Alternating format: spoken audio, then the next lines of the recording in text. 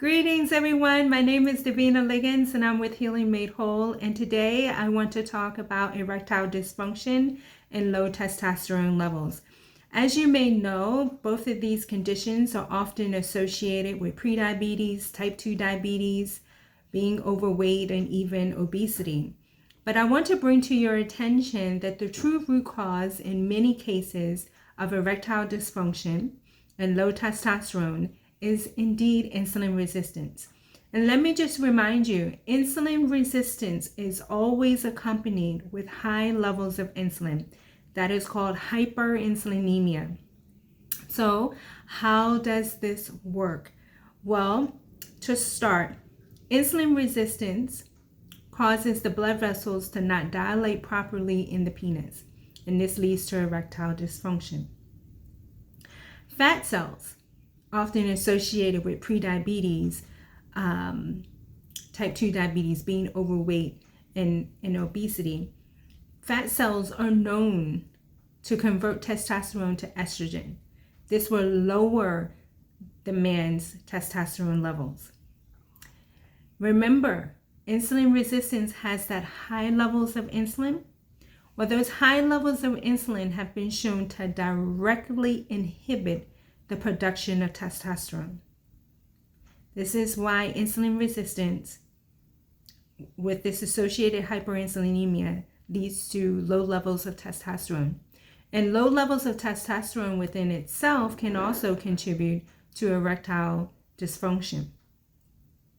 And let me also remind you that high levels of blood glucose can also contribute to erectile dysfunction, because high levels of glucose in the blood can lead to damage of the blood vessels, as well as the neurons or the nerves that instruct the penis to aid in erection. So many different mechanisms associated with insulin resistance and this hyperinsulinemia contributes to erectile dysfunction and low testosterone. And I also would like to remind everyone that, and I say this all the time, that you can have normal blood glucose levels and normal A1C, that's hemoglobin A1C levels, and still have insulin resistance. Okay, so if you are a male and you are seemingly healthy, normal blood glucose, fasting blood glucose levels, normal A1C levels, blood pressure seemingly fine, you can still have insulin resistance and this hyperinsulinemia floating around in the background. And that could be the reason for erectile dysfunction and low testosterone. So please be aware. I also would like to say that because of insulin resistance and this high levels of insulin, this hyperinsulinemia that comes about because of lifestyle habits, our young men during puberty also have very low levels of testosterone. It could be up to 40 to 50% lower than compared to boys who do not have insulin resistance. So this is a very big problem in not only older males, but even our young males. And so what drives insulin resistance and this hyperinsulinemia is lifestyle.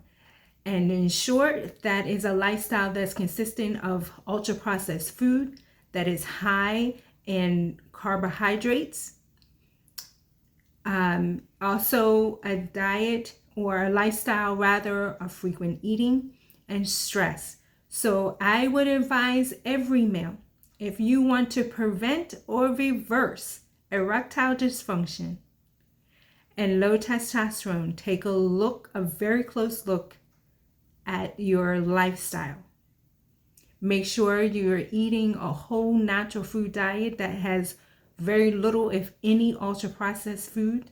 Try to get it down to as close to zero as you can, including high carb food, ultra processed high carb foods.